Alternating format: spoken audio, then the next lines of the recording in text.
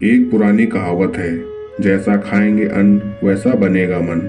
यानी हम जैसा भोजन करते हैं ठीक वैसे ही सोच और विचार बनते हैं। इसका सबसे सशक्त उदाहरण महाभारत में मिलता है, जब तीरों की सैया पर पड़े भीष्म पितामह से द्रौपदी पूछती हैं, आखिर क्यों उन्होंने भरी सभा में मेरे चीरहरण का विरोध नहीं किया, जबकि वो सबसे सशक्त और बड़े थे। तब भीष्म पितामह कहते हैं कि मनुष्य जैसा अन्न खाता है वैसा ही उसका मन हो जाता है। उस वक्त मैं कौरवों का अधर्मी अन्न खा रहा था, इसलिए मेरा दिमाग भी वैसा ही हो गया और मुझे उस कृत्य में कुछ गलत नजर नहीं आया। हमारे समाज में एक परंपरा काफी पुराने समय से चली आ रही है कि लोग एक दूसरे के घर पर भोजन करने जाते हैं। कई बार दूसरे लोग हमें खाने की चीजें देते हैं। वैसे तो यह एक सामान्य सी बात है, लेकिन इस बात का भी ध्यान रखना चाहिए कि किन लोगों के यहाँ हमें भोजन करना चाहिए और किन लोगों के यहाँ नहीं। गरुड़ पुराण के आचार कांड में बताया गया है कि हमें किन 10 लोगों के यहाँ भोजन ग्रहण नहीं करना चाहिए। यदि हम इन लोगों के द्वारा दी गई खाने की चीजें खाते हैं या इनके घर पर भोजन करते हैं तो इससे हमारे पापों में वृद्धि होती है। तो आइए जानते हैं ऐसे 10 लोगों के बारे में जिनके यहाँ भोजन नहीं ग्रहण करना चाहिए। कोई चोर या अपराधी। किसी चोर या अपराधी सिद्ध हो चुके व्यक्ति के घर का भोजन कभी नहीं करना चाहिए। इससे उसके पापों का असर हमारे जीवन पर पड़ने लगता है।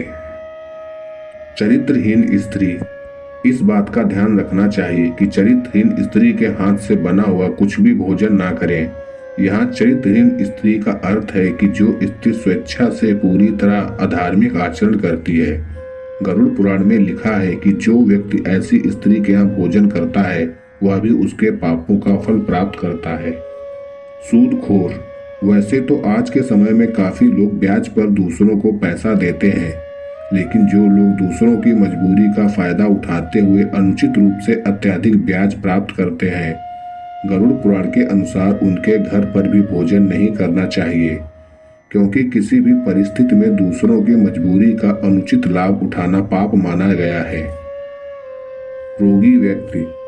यदि कोई व्यक्ति किसी गंभीर बीमारी से पीड़ित हो, कोई व्यक्ति छूत के रोग का मरीज हो, तो उसके घर पर भी भोजन नहीं करना चाहिए। ऐसे व्यक्ति के यहाँ भोजन करने पर हम भी उस बीमारी की गिरफ्त में आ सकते हैं। लंबे समय से रोगी इंसान के घर के वातावरण में भी बीमारियों के कीटाणु हो सकते हैं, जो कि हमारे स्वास्थ्य को नुकसान पहुंचा सकते हैं। अत्यधिक क्रोधी व्यक्ति। क्रोध इंसान का सबसे बड़ा शत्रु होता है। अक्सर क्रोध के आवेश में व्यक्ति अच्छे और बुरे का फर्क भूल जाता है। इसी कारण व्यक्ति को हानि भी उठानी पड़ती है। जो लोग हमेशा ही क्रोधित रहते हैं उनके यहाँ भी भोजन नहीं करना चाहिए। यदि हम उनके यहाँ भोजन करेंगे तो उनके क्रोध के गुण हमारे अंदर भी प्रवेश कर सकते हैं। नपुंसक या किन्नर। किन्नरों को दान देने का विशेष विधान बताया गया है। ऐसा माना जाता है कि इन्हें दान देने पर हमें अक्षय पुण्य की प्राप्ति होती है। गरुड़ पुराण में बताया गया है कि इन्हें दान देना चाहिए, लेकिन इनके यहाँ भोजन नहीं करना चाहिए। किन्नर कई प्रकार के लोगों से दान से धन प्राप्त करते हैं। इन्हें दान देने वालों में अच्छे बुरे दोनों प्रकार के लोग होते हैं।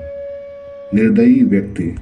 यदि कोई व्यक्ति निर्दयी है, दूसरों के प्रति मानवीय भाव नहीं रखता है, सभी को कष्ट देता रहता है, तो उसके घर का भी भोजन नहीं करना चाहिए। हम भी निर्दयी बन सकते हैं, क्योंकि जैसा खाना हम खाते हैं हमारी सोच और विचार भी वैसे ही बनते हैं। निर्दयी राजा। यदि कोई राजा निर्दयी है और अपनी प्रजा का ध्यान ना रखते हुए सभी को कष्ट देता है तो उसके यहाँ का भोजन नहीं करना चाहिए।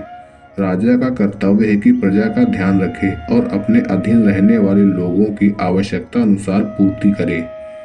जो राजा इस बात का ध्यान ना रखते हुए सभी को सताता है उसके यहाँ का भोजन नहीं खाना चाहिए। चुगलखोर व्यक्ति। जिन लोगों की आदत दूसरों की चुगली करने की होती है उनके यहाँ या उनके द्वारा दिए गए खाने को भी ग्रहण नहीं करना चाहिए। चुगली करना बुरी आदत है। चुगली करने वाले लोग दूसरों को परेशानी में फंसा देते हैं और स्वयं आनंद उठाते हैं।